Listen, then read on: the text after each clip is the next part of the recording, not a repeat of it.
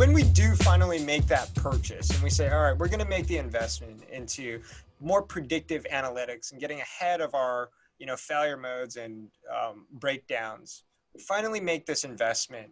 What are some common things to actually avoid? What are some common pitfalls that people make, after they've made the jump? Yeah. One of the biggest ones is not including everybody, not everybody, but if you're coming at this from a maintenance perspective, typically you're going to keep it within the maintenance department. And again, I'm focusing on manufacturing. So you're going to keep it within the maintenance department and maybe not involve production or manufacturing, or maybe not involve quality.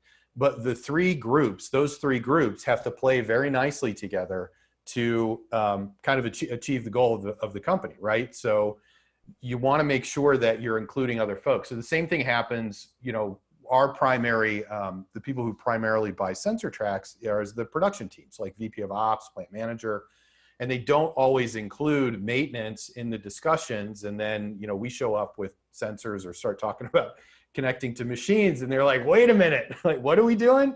So you have to include both sides, right? Because otherwise you're going to be destined to failure, and you need to think about that in the beginning.